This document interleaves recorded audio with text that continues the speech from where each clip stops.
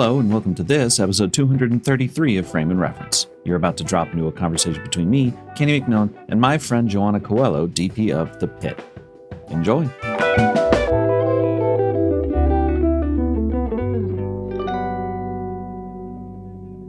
When was the last time we talked? Like 2 years ago? I think like on it was this more show. than that. But did we talk on this show? I don't know if we did. I think we did the Rookie. I don't know if we did the Pitt, right?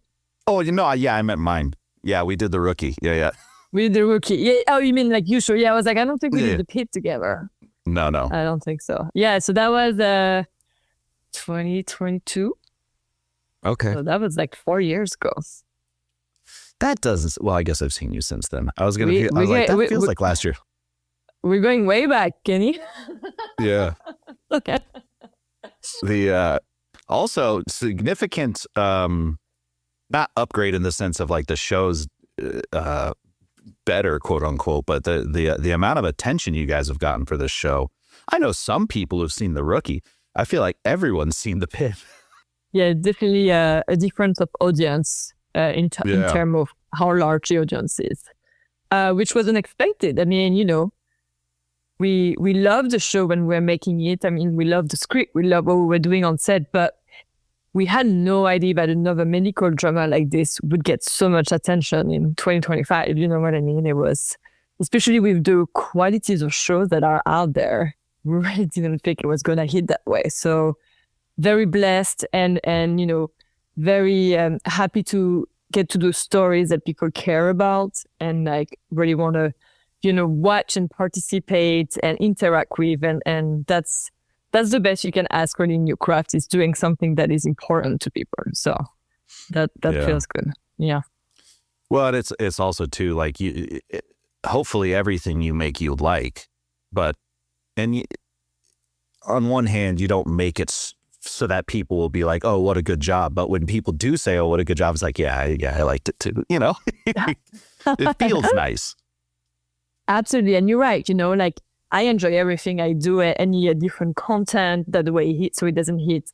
But sometimes when you do that kind of piece of work that is having another effect on audience, it definitely feels like your job suddenly was even more important than you thought it was when you were doing it. And it makes you want to do more of that.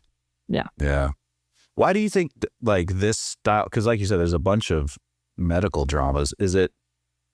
I feel like a lot of medical dramas tend to be more focused on the sort of internal narrative of the characters, whereas this show is a lot more about the hospital as a unit. Mm-hmm. Do you think that's why do you think people are sick of like, we know that people fall in love? I want to know, because that's kind of why I liked House. I don't know if you ever watched House a lot, but like, I love House too. Yeah, I watched it as well. Yeah.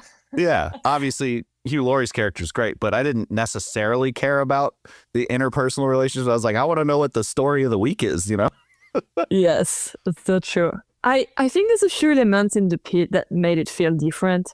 Well, first of all, the format, the 24 hours format, like it's continuous. It's so weird to think that actually almost nothing did that but 24 hours, the show, I think, right? So It's like using that format, but then in another genre in medical drama, I think was brilliant, because then now you're forced to experience the length of the shift. And I think that just brings another dimension to the audience to really feel for the characters and the intensity of it and the length of it, etc. I think also, like you said, story-wise, it's not about who falls in love with and what's the drama and whatever. It's really about the experience. And, you cannot learn too fast about characters because of the format of 24 hours. So you really learn about that on the go during their work with what they're going to give you here and there. And that's the only way you can, get pieces of each character. And that thing that gives a craving for the audience to want to know more and more about them, but they're stuck in that format. So you just got to grab the face expression. You got to grab that one sentence of response they gave, and all these little elements define the characters. And I think that's different. We don't fit it to the audience. It's, hey, you want to know about them? Get involved, get in the middle of it and grab what you can. And you rewatch it potentially. You might have missed that, and yeah. I think that is a part what makes it different from other medical drama. And then, you have all the patients and all of that, but they always said when we started the show, with the showrunners and John Wells and the producer, it's not about the medicine. It's about how they interact with the medicine, how, it is an everyday thing for them, but also how they care for the patient, but at the same time, how they can't show they care too much. It's all like kind of that balance of they get to do that every single day, and that's their job. And you'll see the patient, you'll follow their stories, but only through their eyes, not through the patient eyes. And I think that's another difference. You feel for the patient because the doctors feel for them, and that's the only reason you experience it. So it's all these different things coming together, I think, that made the show stand out differently, and maybe made, a bigger hit on how you feel for all this experience. Well, and the pacing of it is so good because there's a fine line between, slow walking information and people wanting more and being like bored. Like, all right, can I get the resolution here, please? You've been dragging me along for, a lot of, I can't come off the top of my head, but like certainly experienced that on certain shows where you're like, this is a filler episode. Let's just get to the end of this, even in like an 8-episode series. Sometimes like you're like, did you really? We could have made it 6. Let's make this a movie, That's so true. That's so true. But in a way, I think in the show you almost enjoy if you have a slow scene, to be honest, because I think, it's the contrary. It goes so fast, it never stops. And then suddenly you have a scene where they sit down in a room with a patient and you breathe too, as an audience for a second, if nothing crazy. And until, sort of like the monitors goes up and something happens or whatever. But these slow down moments are even needed for the audience, I think, like they are needed for the doctors, and it's kind of that experience. Yeah. Yeah. Do you guys film? I feel like you told me this before, but for people who don't know, what was the first season? Like 8 months? Shooting was around 6 months and a half. Yeah. Something like that. So 6 months. For a chaotic show, and especially one where like you don't have marks, you're kind of half documentary sort of style, how much prep is necessary to make sure that the experience of shooting it is not as chaotic as what we're seeing? Yeah, and we always define it. It's our organized chaos, basically, like choreographed chaos, and it feels like chaos, but it's extremely choreographed in the way. Every single piece, cross is made. Camera movement, everything is thought through and really organized on set, so it can work that way. But the funny thing is, because I do every single episode, I actually don't really get prepped between episodes at all.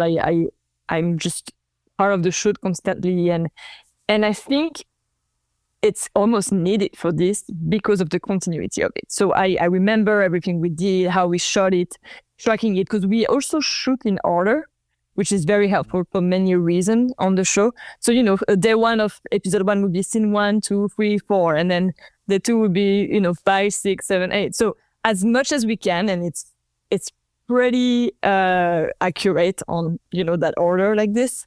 We keep it in order. It's good for the actors. It's good for everyone to track what's happening in the scene, the emotion level, background placing, because, our set is an open, glass depth thing. You see everything. So if you start, the scenes are continuous. You keep going from one scene to the other. If you start switching around the scenes, good luck tracking the background there. And they do, it had happened. We had to add a little scene, in between. So they had to rethink where the background was and stuff. But it's a giant job to replace every single element on that set and rethink, where it was, when, how, etc., etc. But so prep-wise, really, I have some prep at the beginning before we start shooting. But the prep really is understanding the scene. Whose perspective is this? And every single shots or approach for the scene is based on that. Who are we feeling for, or what is really the scene about again? Because it's not so precisely about the medicine. It's about how they created that scene and that medicine so these characters could interact and have a moment like this, so we can learn about that and keep progressing. So on the day while we're shooting, we have a private rehearsal with the first AD, the director, the actors, and me. And, we do the blocking, and then we discuss the scene, whose scene is this, who do we want to follow, et cetera, et cetera. And then we'll define our shot like this. So our master shot is not like a wide where you see everything and you start this way. Our master shot is beginning to the end, which character's perspective we're going to follow. That's how we design it. So, we often try to do a shot that we're trying to give an option that you don't always have to cut, because you want to feel that trap, that intensity, and that's the goal, right? Now, we also know we have to cut because it goes so fast. Sometimes you don't have time to turn the camera fast enough to see what's happening back there, or it might feel, off, and you don't want to throw the audience out of this. So cuts are important that way, but they feel invisible because they are in moves that match completely together. I mean, as much as we're trying. So this is really how we think about it. So we design that first master shot that is about perspective. And sometimes you'll be leading the character and he turns, so camera goes behind them, we see everything they see, and then, he turns back on, we grab back a face and walk. So it's kind of this idea, how much of the scene, actually we grab the full scene from point A to point B, of this perspective.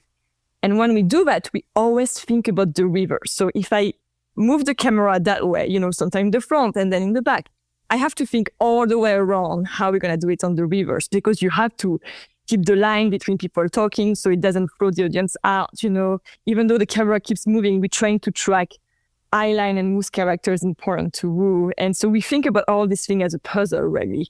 And I have at least a good idea of the first two shots. So the first master that moves, the reverse of the master. And then we clean up. Hey, we really need to see this and that. So then we get pieces if we need to, et cetera, et cetera.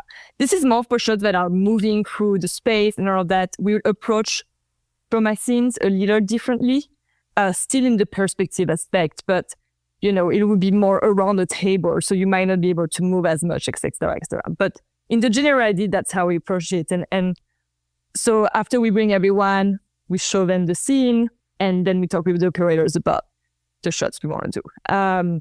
So the prep is on the go. It's like, the prep is, here we go, here's the blocking, the shots are designed on the blocking purely, which is amazing because you keep adapting to everyone. And that's why you don't do marking, you don't do any of this. You just dance with them, you just move with them. They really don't have any limitation. We don't have limitation because we can see everywhere. There's nothing on the ground lighting wise, it's all moving with us. So it's about what do they want to do and what's the best shot to capture that. And, then we think about all the choreography, the background cross, the lighting, because, all the lighting gets adjusted as we go as well from the ceiling. So my chief lighting technician would talk with his programmer and adjust the lighting as they move. So it's invisible, but it technically, the exposure is adjusting as we go. So you get a little more on the face, etc. We also have, onboard lights on the camera that are fully controllable, left and right side of the matte box. And then we also sometimes have a pole light, a dot dash that will follow us for, of a situation to fill in or anything like that. But there's no limitation. So it's really how much can we adapt to the dance, to the choreography. And then we work with the assistant director's team to really coordinate all the background. Or we work with makeup for prosthetic work, because we have to ask, can we start shooting the prosthetic now? Do we need to avoid it? Is there special effects involved in the prosthetic?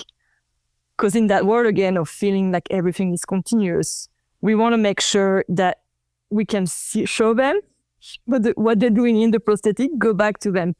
But sometimes there are limitations depending of the prosthetic work, though they are truly incredible at giving us something that we can interact with in more moving shots like this. So that's awesome. But yeah, so we're taking all these elements in consideration.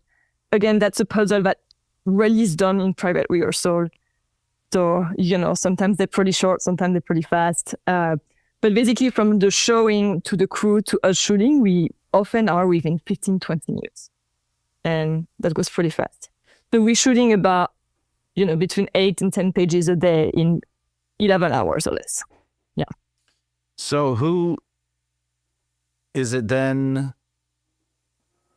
Who needs the most time then? Like in that 20-minute, because I imagine, if you can, everything's handheld around the ZG or whatever. So you can mentally just go all right, the camera goes here, whatever. Who needs the most time to prepare in that 15 minutes to do the show? Is it the lighting techs? Is it the sound person? Like who do we need to accommodate in that short amount of time? It's funny, on season 1, I remember someone from the prop department coming to me and say, before we started filming episode 1, he's like, I'm really stressed out because we always have time to do all our prop works because we always wait off lighting and camera. But it sounds like the way we're going to approach this, we're not going to wait on you guys. So we're going to be waiting on props. And he was very stressed out about it. And, the truth is they are so fast and they have so many props to set up and, install. Like everything is prop on that set. But yeah, sometimes we have resets for props, or reset for prosthetic and makeup, all of that. This is the kind of thing we have to wait on sometimes. So then also background placement, though they are so fast to set them up as well. In general, you'll find all of us being ready at the same time and maybe waiting for an element or two. But yeah, we don't really wait on camera and lighting just because the time we talk about the shot, my shape lighting technician is with us and talks, with the programmer, from the ear text and really like letting him know what are the adjustments during the scene. So everything is happening at the same time. While we do that, the background is being placed. Like if you see us on set between the showing and the first rehearsal, it looks like chaos, most likely, because we're all doing our thing at the same time. But then suddenly it's like, all right, rehearsal's up. And then we all stop. And then you kind of see it happening. And of course, it's not perfect on the first one. This is where we rehearsal, do first take, etc. But because we all see what we each did in our department, trying to communicate as much with the other ones. And then we see what works, what doesn't work. And now we make the notes and the adjustments. So, yeah. But I'm sure it's insane when you see us. I was going to say it would be fun to click a GoPro up in the corner of the room just to watch it in real time, watch that whole process. That'd be very educational. Actually, maybe next season. Yeah, that'd be a good YouTube video. Something, I don't know if you talked about this in a different interview, but something that had occurred to me, like you're saying, it's one day. So all the background is the same the whole time, all the actors.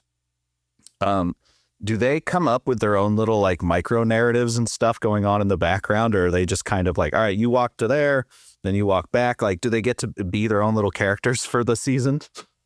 This is one of my favorite things to watch on set. If I'm done with my department, I'll start watching what they do with background, and I just love hearing the stories they give them. It's a full movie happening there. I keep saying, we should do a documentary on the background of the Pitt because that's absolutely incredible. Now they are little stories that made them, the reason why they go from, left to right, across the center or whatever, they definitely have the story. And also they give them a progression for the show. So a lot, like you're right, a lot of the background would be there from beginning to the end, which is really rare and incredible on the show. You have a switch almost all the time, and they really are part of the family because they're with us from the beginning to the end. And some of the background is the same than last year. Anyone who played staff from the hospital, etc., not patients but staff, right? A lot of them were with us last year already. So we spend so much time all together, and they are so good at understanding the show and being very mindful of the camera as well. I think they already learn how to also dance between the cast and the camera. And then you have sound and the light. I do have some, behind the scene that will come out soon where you can see actually how we do the shots and you see everyone behind the camera with the group, and it's kind of hilarious. But, I think background is absolutely incredible. They reset themselves and, they have their own little story and they take it so seriously. And they are a huge part of this show. And this show feels real and really gives you the immersion also because of the background. Yeah. I did want to note too, earlier you'd mentioned the lighting thing, how it's all in the ceiling and all that. When they're adjusting, this is so nerdy, but when they're adjusting the light, is it what's the process? Is it wherever the scene is, that's it? I'm making this up, 100%. And then for the further back, does it scale down to 10%? Is there pockets that you're trying to build? And especially in a, I know you guys spent forever trying to find the proper white to paint stuff. Yes. But it's even up top, white walls, people are all roughly wearing the same stuff, where are you building contrast, and how are you building that to keep it from looking too documentary, too stale? Yes, I think the cinematic aspect of the show comes from a few things. I think it comes from the combination of, a full frame camera and then the lenses we chose that are the engineer optimal primes combined with the ultra compact zooms. But so that gives a feeling, that is already cinematic. And then, we built a lot that gives you also a contrast in there while keeping a nice range for everyone. We have a lot of different diversity of skin tones. But also we have a lot of white walls. So it's kind of finding that perfect balance of nothing looks too bright, but nothing looks too flat, They also are wearing black scrubs. So you naturally already have like a giant contrast between the white walls and the scrubs, which is nice when you think about it, because I think that really makes them stand out a little bit on the set.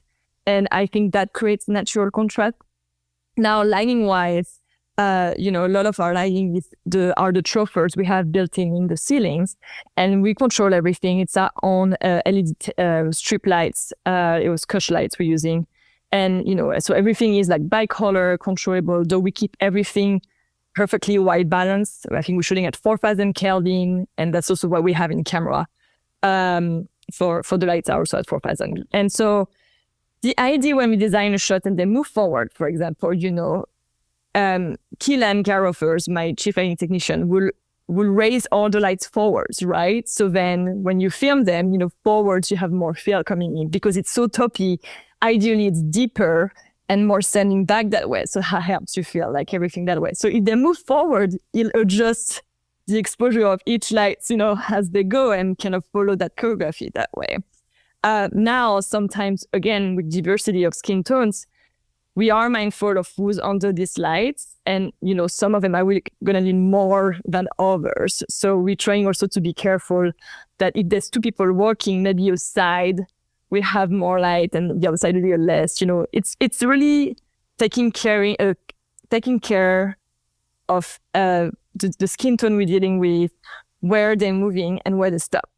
So sometimes too, like if you're under the central station, if someone stops right under light, if they lighter skin tone, they'll take it way more than someone else next to them. So we're trying also to make sure that we compensate that for the other person, et cetera, et cetera. There's a natural contrast within the set as well. There's some areas that are a little darker than others.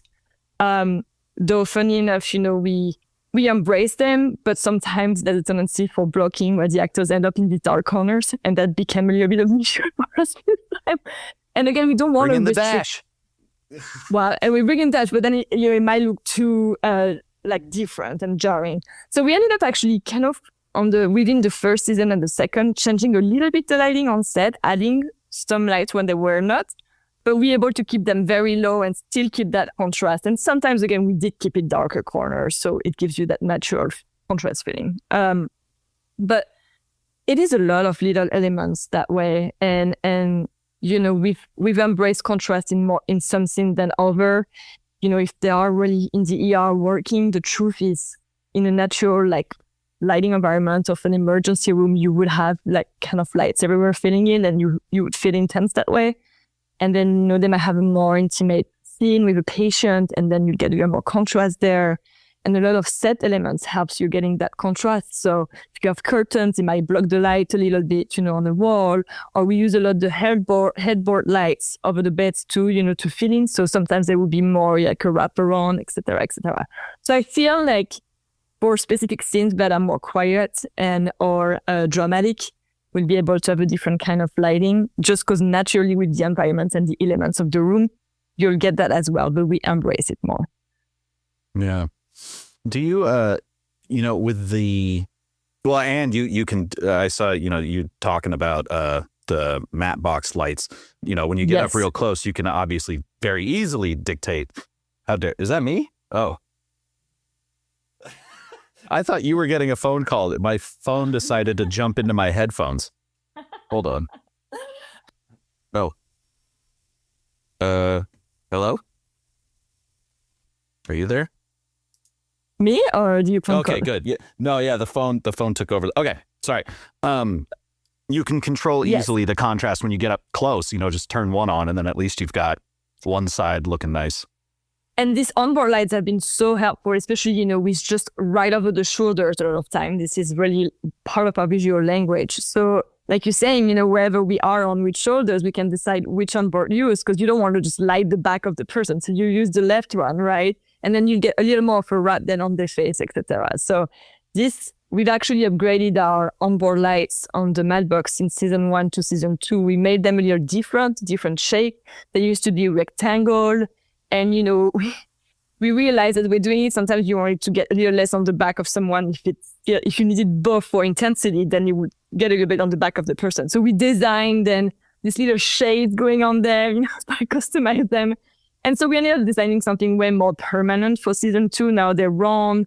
They have the little thing that you put on them if you need the shader on, etc. So they've been really fun to play with, and they're so helpful. And, you can take them off really fast if they stick out too much in the shot, because you have the other camera right there and you're trying to avoid each cameras in the shot. So sometimes you can just put them out like this and then put them back on, and they're all controlled by the lighting programmer. So this is amazing. Yeah. Yeah.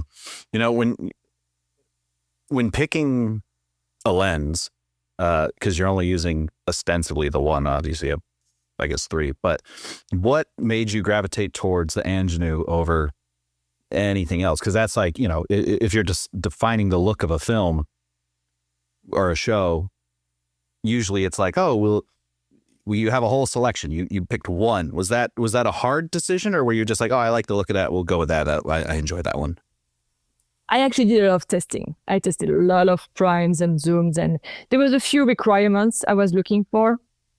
Well, first of all, I knew I wanted to put A cam on primes and B cam on a zoom. And the reasoning for that was I wanted to stick to a visual language with precise sizes on lenses, for A cam, in the way I didn't want to just go for a full range of zoom, and kind of going random. I wanted to make sure we had a precise idea of each lens we're going to use. So I wanted to stick to primes for that reason. And we mostly use the 50, we use the 75 millimeter for a more intense, emotion, or you want to isolate them more or anything like that. And now sometimes we're using the 60 because when they're across counters, the 50 is our visual language, but we get a little too far when we want sometimes. So that's where the 60 can be very handy. So that was one of the reasons. The other reason for primes too was we are handheld fully on the show, and we're doing the ZG as well, which is a new tool that you can use on a Steadicam arm and Steadicam vest. So we need something that was light. So considering that I wanted the zoom and the primes to be pretty close look-wise, in the way I didn't want to have a lot of matching, in colors or even on set or anything like that. I wanted something that was pretty close, so we wouldn't have, because with a wide set like this, any shift of colors is noticed so fast, and it's very, very difficult sometimes to match them perfectly. So that was a requirement. Now, because we fully handle even on B camera, the requirement that the zoom needs to be light as well. So right now I was like, I need a zoom, primes that match. I need light primes. I need a very light zoom as well, that does the range of the primes, because the idea of the zoom is to be able to grab moments. So it's never to use the actual zoom, but it's able to match then the 50, the 60, the 75 on the second camera. And the reason for that is sometimes the B camera will grab 2 shots in once, which means the scene is 5 pages or whatever it is. And, Amy Sulikar, the camera operators, will start a shot on the first part of the scene, then run around and go get another shot for the second part of the scene, whatever it is.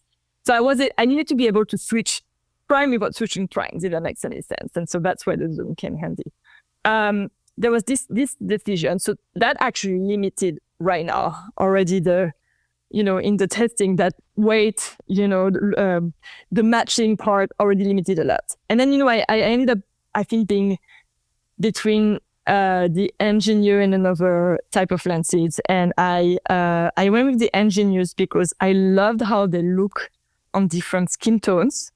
I love how the glass was clear in the way it feels so realistic, but it had a very cinematic look at the same time. So it was really that balance of doesn't look like, you still feel like it looks real and you can see details, but it's not too dirty in the way that it doesn't feel cinematic, right? So I It's really not a love that. K35 wide open. It's exactly. And it was a very, very close match to the ultra compact zoom from Engineer as well. So, and the ultra compact zoom is so light. It's actually almost the weight of a prime. So these were all these elements, and I just love the glass. I even tested the glass actually. Once I picked it, I thought about maybe using, Hollywood Black Magic filter or something. I just thought about it, just wanted to take a look at it. We did some testing on set and we already had started to build our ceiling and truffers and everything's like, even with the ape, like everything was gloomy because we have so many light physically in the shot. And I was like, we can't do that. And I just love how it looks purely, to be honest. I think like the glass just gives exactly what you want to see. And any addition to that would take it away. So that's really the glass pure, and I think it was absolutely perfect for the show, especially paired with the Alex and ELF. Yeah. Yeah, you brought up the B cam zoom thing. I was wondering if you could kind of help me understand the how you decide when to cut to that B cam and like how to make it match sort of emotionally, because especially when we're almost living on that A cam. When does it make sense to get cut to that B cam? And also, is your B cam operator shooting the whole time and you're picking and they're just trying to find shots, or are they more specialized? Well, shooting the whole time more in the way we have ideas of shots we need. So we always use B cam because we need a shot and we're like, I think we can do it at the same time as the A cam shot. So it's more about, it's not more like, let's grab where we can. It's more like we need that 2 shot and it's going to be on and over.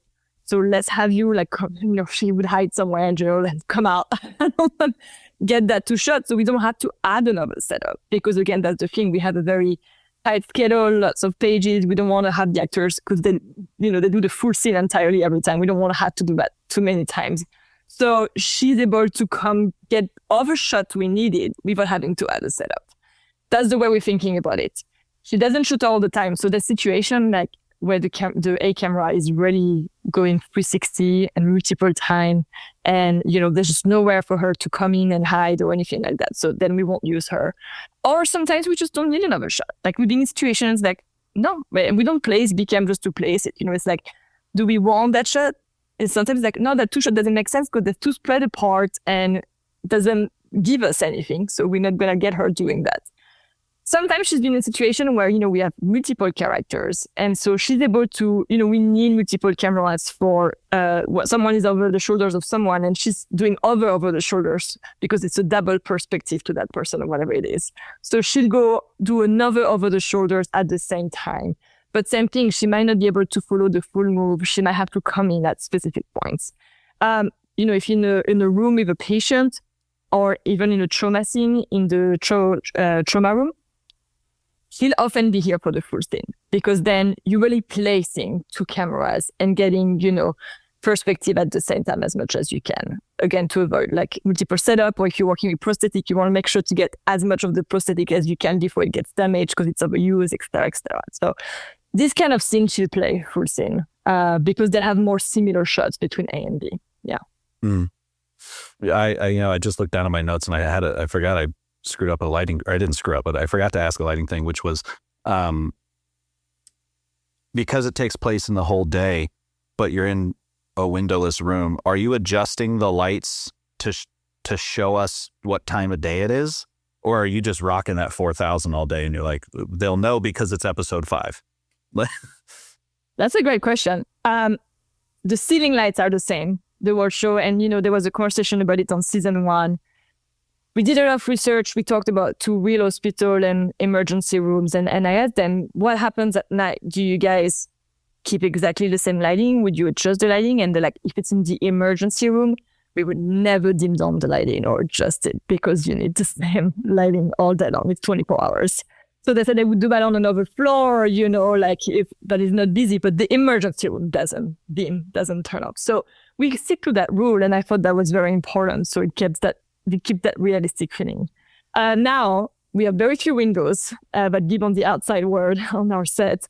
And yes, we actually are adjusting the lighting with the time. So we always track what time it is. we make a plan at the beginning of the season of when, it would go into, midday, sunset, twilight, night. So we track that and we make the adjustment little by little. And there's also some windows in the waiting room in our upper stage. So we do the same thing there. We track it. So we adjust the color, the intensity of light. Sometimes we adjust the position of it as well to get harder shadows or lower light or anything like that. And, we make sure to match it to with our location. So we're trying to always make sure in a location that we have a tendency, when we shoot in that ambulance bay outside where the ambulance arrived, that's a location at an hospital in Los Angeles. And so lighting wise, when you run, for example, into sunset or anything like that, we're trying to create sometimes, harder lights coming in. So you feel like sunset is coming, even though we might not be able to show you at sunset ourselves. So we're trying to track everything so it matches on our set, it matches on that time of the continuous 15 hours. And it's kind of a little puzzle as well, with sometimes we get on location first. And so that's easy to match on the set, but sometimes we do the set first. You kind of have to remember that when you're going to go on location. So yeah, but it's the fun part of it though, truly. It's like tracking all these little things and making sure they make sense, Yeah. When, one thing that I always, I guess I shouldn't say love, but it's helpful is when you're given a situation where you can't, like there's things you can't change, and as I always quote, I think Adam Savage, I doubt he came up with it, but he was like, those types of situations hack options off branches off your decision tree. If you can't do that, great. I don't have to think about it anymore. And with a show like this, where it's so linear in time, there's a lot of things you can't change. It wouldn't make any sense because do you find that those branches off your decision tree have been a welcome change to your usual work, or have there been frustrations with like, oh, if only, if we had like a different location or a different scene or like where we could control this a little bit more or change it, I guess? Yeah, I mean, this was one of my concerns originally. Was am I gonna still be creative on a show that's continuous, shooting in the same set with the same actors, and we're shooting in our stages 95% of the time. So this was a concern. How do you make sure you stay creative, tell the story correctly, and without getting, yourself in a routine that you're not pushing yourself over every time? And what I discovered on this show that really, I think, opened myself up as a director of photography is literally, not having, funny enough, having walls everywhere. So when you have walls you cannot see anymore or anything like that, it's a full playground. And in that full playground, blocking is, endless. And blocking being endless ends up being a blocking that's always different. The blocking is always different characters interacting with each other. And what happens with the different blocking, because we base the shots on the blocking, you never get the same shots. So what was very interesting, it's like the choreography, the way we think about it, the way we move the camera. The angle sure probably ends up being the same sometimes, but never for long because the camera moves all the time. So I discover I never do the same thing twice. And, sometimes when you have a scene with a patient in the room, it's a little more limited, but the emotional level and the blocking changes. So your camera has to change, naturally. It's not something you have to think too hard about. It's like, okay, whose perspective it is this time and what do they feel? And that design your shots again. So you never end up in the same thinking process. You have to think differently, and naturally the shots become different. And I think that's what's amazing about the show. It's not you design the shot and then you fit your characters in. It's like you design the characters moving and you fit your shot in that, and everything has to fit around what they experience and what they do. And I'm amazingly so excited for every single scene. I treat them differently every time, and I find them new in their own way, and I didn't get bored. I mean, obviously after, like this is 2 seasons, but I've been having so much fun truly designing the shots. And then, all the lighting then is, we've got in such a good rhythm, everything moves around. Sometimes we will run into limitation that has happened, but we often then it's like, oh, we have to be more creative and find solution. we've experienced, for example, on season 2, you start focusing more on details sometimes. And so we have these headboard lights with patient on the bed. And sometimes when we get the camera just behind the patient's shoulder, with the white gowns they're wearing as patient, actually the light will get a little too hot. So we designed and created this thing that is just goes slide right under the headboard light just to cut it off of their back, etc. So we keep inventing new tools to help us out that are not, the number flags or anything like that. And that's also how we keep contrast, by the way, back to that question. But we've been designing tools that help us control the lighting in a full different way that I've ever done on other shows. And in that sense too, actually, the ceiling lights, if they stop right under, or sometimes, it's a condensed area and you actually don't see the ceiling in the shot. My key grip, Max Torp, has designed these frames that are magneted. So we can just magnet frames on the ceiling. And even if, let's say, it has happened that we forget one, you wouldn't see it because the tile designed around the frame is the tile of the ceiling. So they honestly kind of are invisible. And so, people step under it and it's a light diffusion and it helps a little bit on the lighting. And same for cans, on the side, sometimes carry soap in the can and we have these little magnetic cups that just goes. And so it's been so fun to think about all these tools and think differently. It's like you cannot have any gear on the ground. So you have to think completely differently of how to approach it, keep it cinematic, and you adapt to everything else. It's, re-adapting nonstop to the actors. And obviously that's so good at adapting with us as well. But in the way you're not limiting them. You have to be creative to go with them. Yeah. Yeah.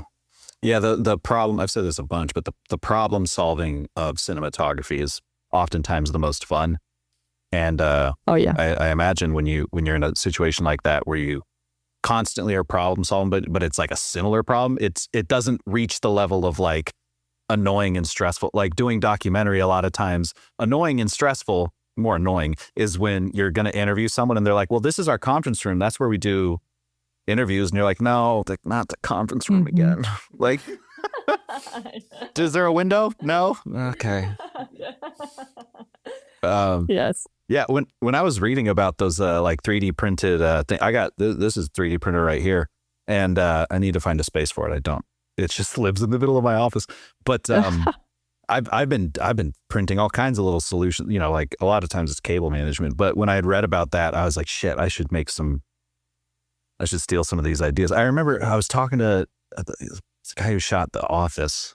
I'm blanking on his name right now, but he was saying that because they were using the traditional, strip light kind of thing, they had this sort of wedge that had reflective material in it and then diffusion on one side. It was kind of like a book light, and they would magnet that to the overhead, fluorescence. Oh, yes. And that way it would push it one side, so they could put it a couple lights over, snap it in, and then the character would get some shape because it redirected it that way. I was like, that's smart. Oh, that's cool. That's really cool. Yeah. Well, I love all these ideas, and these tools.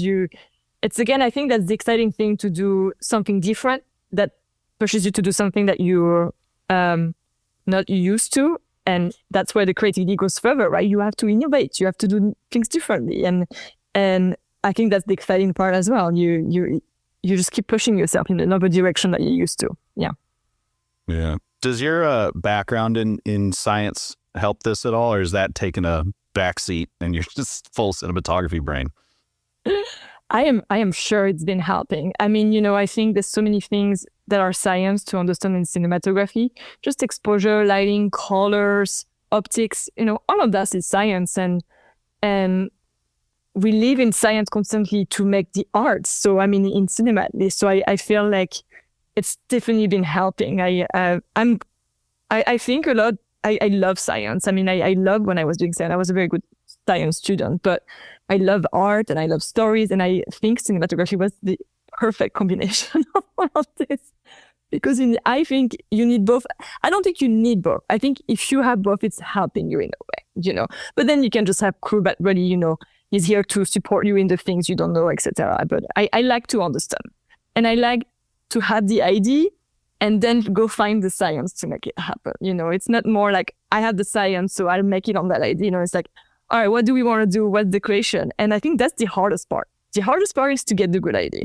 Once you have the good idea, you can easily find the science and the tool to make it happen. But it's all part of the fun process too. Yeah. You guys have to have the best focus pullers in the world, right? We have very good focus pullers, absolutely. Hey, you're just going to get a rough idea of what's going on here. Have fun. At least you gave him a T4. Yeah, but I do actually. I do want the full frame too. There's already so much, like such a shallow depth of field, and I didn't want it to be too crazy either, especially if we do to a 75 millimeter. But also, it's like to give them a shot. There's maybe one rehearsal. There's no marks. There's nothing. It keeps moving around. Like, what are we gonna do if the shot is out of focus the whole time? And you need to be able to give them a shot. But I also think like stop wise, it felt right. Also look wise, So it was kind of that perfect balance, and yeah, it gives them a shot that but they're extremely good storytellers. Then it's our Kirsten Selo, Jacob Depp, and we also had Sarah Galli this year, and they're amazing storytellers because a lot of the story is told by the focus on this show. So, yeah, I know in the pilot you had a LUT that then you changed for the season, for the first season. A, I'd love to know what you changed, but B, were there any other changes between season 1 and season 2? Not just the LUT, but just in general, like things that you learned on the first season. You're like, all right, let's solve those issues and push that forward. Absolutely, yes. So we did change the LUT from season 1 to season 2. The LUT is now more contrasty, actually. So a little more contrast, but also there's a little more colors in there. We like what we were in season 1, but I wanted to push it even more into the realistic aspect. And I felt the skins were a little desaturated, maybe on season 1, and especially as we went further and further. And I think, we feel more the richness of the skin tones on this season. It looks even more real, the colors. And that's what we're aiming for. So a little more contrast that like make them stand out a little more, but also the skins are reading better. It feels a little more real. And the LUT also has been working really well in different situations if we go on location or anything like that. We adjust it, of course, if we have to, but it's been elevating, I think, the show in a way that we wanted to go into that direction. Another change we did was we brought an additional operator in this year. And the reason for that, it was a very new situation, I think. I don't know if it's really been done before, but because there's no waiting time on the show, really. When we shoot, we just, decide, when we start, we keep going. And so it's physically hard for the operators, but specifically, for the A-camera operators, Erdem, Ertal, and especially if it's a lot on the ZG, and we do, the text can be pretty long because it's a full choreography, and we go again and again and again, and then we move on to the shot, and 5 minutes later, we shoot the next shot, So there's very few resting time. And on season 1, he was absolutely incredible, and we didn't want to, have him like being exhausted like this. So we decided to bring an alternating operator for him so they could then share more the load. So another person that could do the ZG as well, another steady cam up, and that, also can do handle, obviously. And so they've been sharing the scenes this year. So it gives them a break each. So I don't alternate them on the shots, I alternate them on the scenes, which was really helping, rest time, and then being more fresh when they come back for the next scene. But you also give them time, to study the scene. Because that's the thing too, they don't have a lot of time to study the scenes because we keep going, right? So they can study the scene because there's so many people talking and who and when and how, So it's been giving all these advantages that made this season easier and better. So still then, 2 cameras, but a third operator. That's correct. Yeah, we don't have any additional assistant cameras, anything like that. No additional cameras themselves. It's just the operators. And he comes with his own vest and arm, and they share the ZG. It's the same because the camera is on the ZG. And so it's very practical. Yeah. Yeah. I think I interrupted you. You're going to say something else. I can't remember if there was like something else. Shit, my bad. We tried to be better too on the moves this season. I watched a lot what we did on season 1 and what was used or not on the edits, and really thought about the shots and the immersion aspect of it. And I think we tried to be better at the immersion this season, more controlled in an invisible way, so we stay more invisible, but you can see more at the right time, etc. Because it's that fine balance where you don't want to anticipate because if the person doesn't turn their head, you don't want to just go and reveal, right? It's kind of want to stay in that perspective, but they take you there. So we try to get better at that, better at the transition from going to one moment to the other. We're using more background for that. So if it's empty and we have to travel, we use a background moving that take us to the next thing, stuff like that. So we just embrace everything we learned on season 1 and we try to push it further in the immersion aspect on season 2, basically. Yeah. And does that immersion come from closeness, or is it more about like how are you manifesting that? Yes, closeness. I mean, we're very close to the actors. And again, I'm excited to release a little bit of the behind the scene, but you see the cameras right over them. So it's really being, in the middle of it, you see them crossing camera right in front like this, and it's that feeling that you're really in the middle of it, because we literally are in the middle of it with the camera. So we got better in that closeness. We got better at the moves. We got better at the perspectives. And I think we got better at being invisible, because that was also all the goal. It's like I've heard before that people think we kind of go in there and capture stuff out there. But it's so precise and choreographed, and it's very hard because you have if the background crosses at the wrong time and then the camera is too slow, then we can't be at the right place at the right time. So everything is timed so perfectly. But I love that people say that, because that's our goal. We're trying to be as invisible as we can, and I think it's working. Yeah.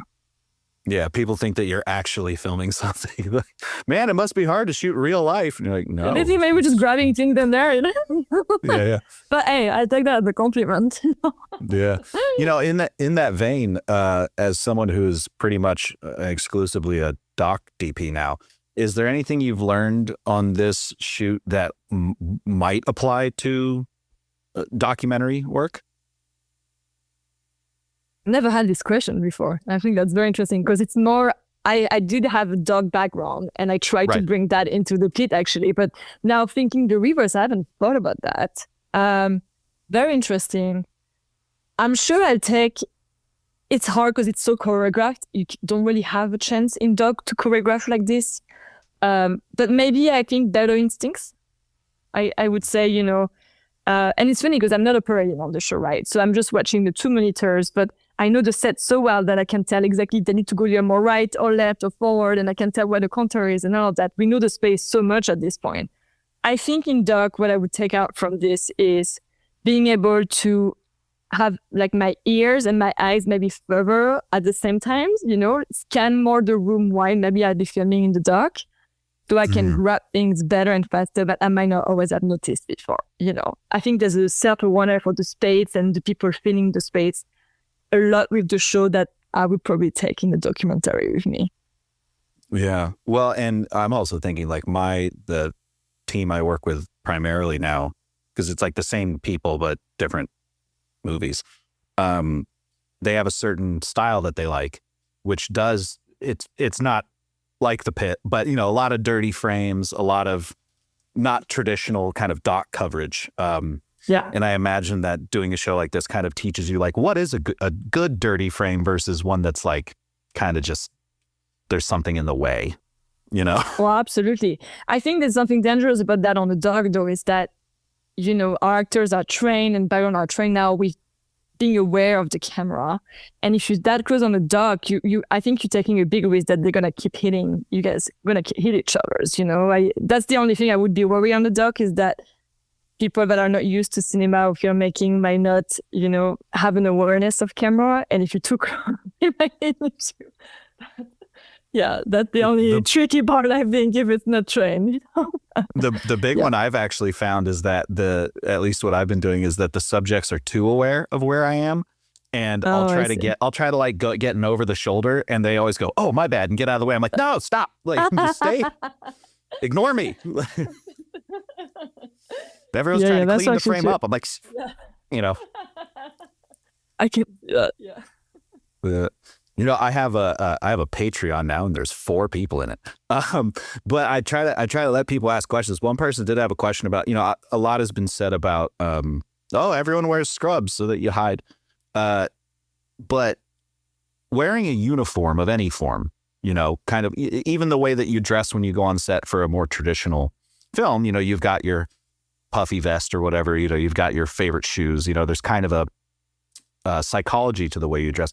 Does wearing the scrubs and being in that kind of change the way you think about the scene, or is it strictly for camouflage purposes?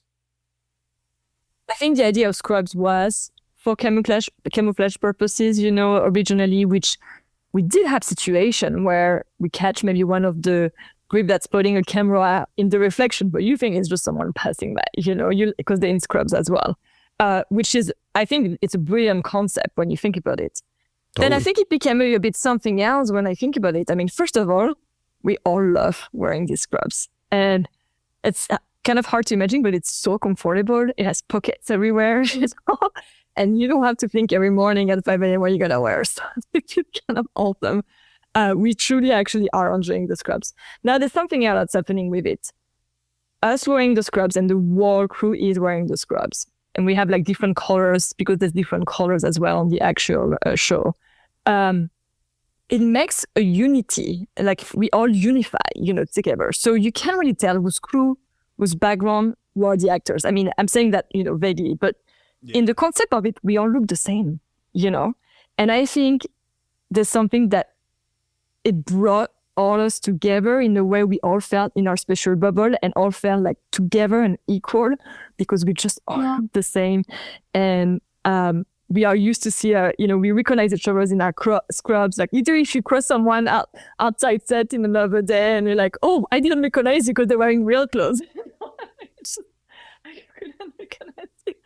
But I think it brings a unity that is really nice between all of us. And I don't know if that was the original plan, but that definitely happened. And I like the uniform for that. Now, I mean, everyone still wears jacket around them or their shoes or whatever. So in a way, everyone can personalize it as they want. But I think the scrubs really made it even more special for us when we're shooting it. And again, in a very comfortable way, luckily. So it's great. But I really enjoy it, and I know most people do. Yeah. Yeah, it is funny. Like every time you're on set, you can always tell like who someone is based on, like the DP always seems to have like a scarf and probably like a gaffer's glass or like a light meter around there. It's always a scarf. I want to know what film school told every DP to wear a scarf. I wear a scarf like very often on the pit, but it's not for style. It's because the air conditioning is blasting. Oh. So I'm trying to not get sick. That's the only reason why I wear a scarf. It's not for style at all. And I don't look stylish. It's like a wrap. It's up to true. But it's the air conditioning on set is just like blasting. It's just, that's why I wear a scarf, because I don't want to get sick. For fashion. I am one of those, like, of course we have the Blundstone boots and then the puffer. I do. That is, but again, it's for warmth.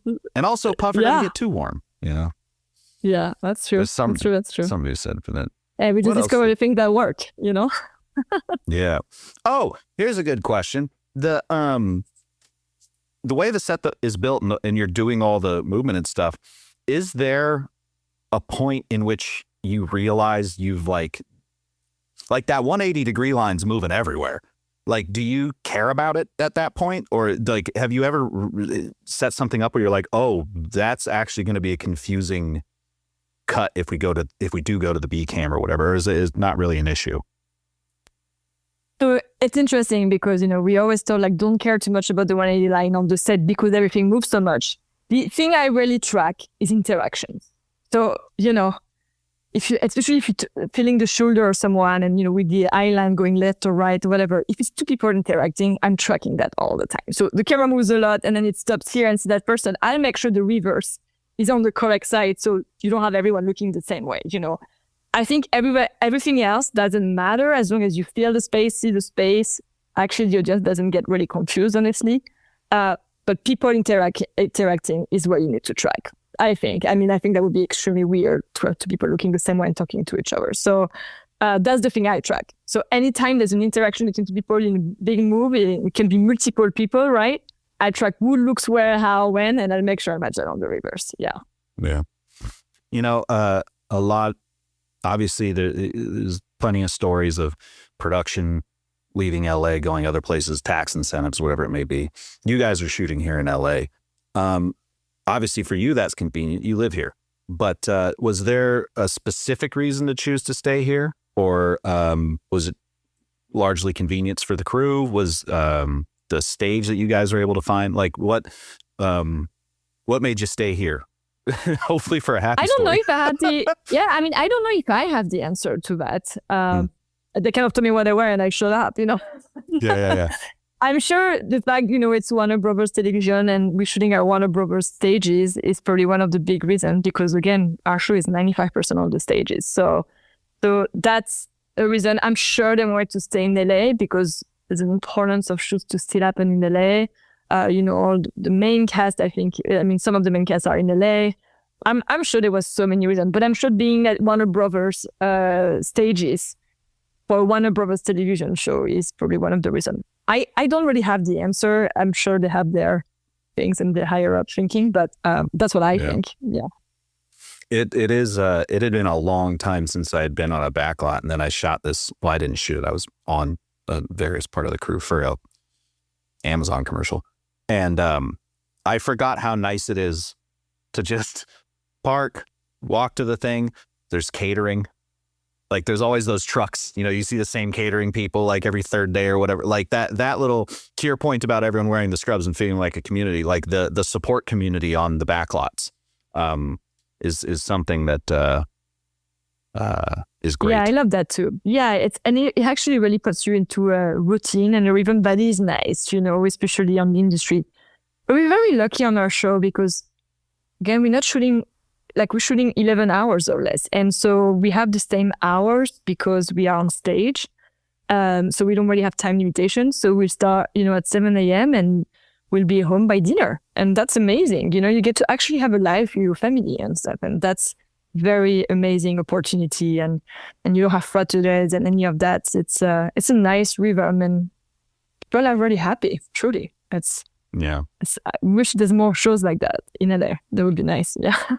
Well, luckily you got one. I'm sure. I mean, with how fucking successful it is, I'm sure you'll get a few more seasons before they start having bad conversations. But we're hoping so. Yeah. Yeah.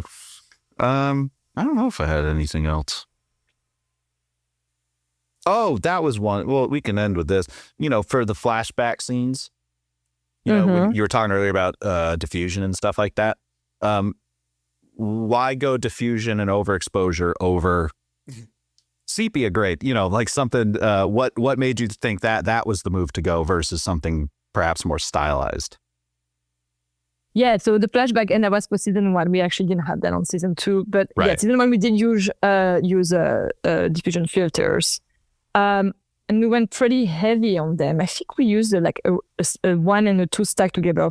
I think it was Hollywood Black Magic, if I remember correctly, and the decision for that, so not switching the colors, still being perfectly white balance, and just overexposing a little bit, was to make sure we feel it. The thing with flashback, sometimes you make it almost too obvious it's a flashback.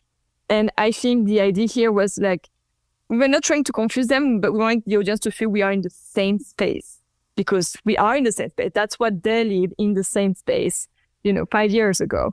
And the idea of making it a little brighter was to make people feel a little more anxious, I think, like the bright was more aggressive, it was a little more anxious. It felt right, it felt enlightened, and it just gave that feeling a little... and then the diffusion frames actually were a lot because everyone was through mask, like in COVID times. And that was to really give that feeling you're trying to help see, and it's obscure a little bit. And that's really how people would see through, all the shield protectors and all that. So that's where the idea came from. Now we did some special point of view shots where we actually rig a real shield on the camera with a 3D design as well. I was hooked from the matte box. And so we had this shield, and we just did a little bit of a dropping in the frame so you feel it was Dr. Robbie's perspective. So this shot is just through the shield because the shield itself diffused so much already. And then when we, just regular shot, not through the direct perspective, then we use the frames to keep that feeling of it's overwhelming, it's brighter, and nothing looks clear, really. And I think that was all that feeling. But yeah, this was all the thought process for this. And in the idea again that it was a flashback, but we wanted it to be like, it feels somewhere else or different or anything like that. It was same place, more intense. And yeah. Yeah. Well, it's a phenomenal show, and I know that everyone I know loves it. So, like I said, hopefully you get to keep making it as long as at least it holds your interest.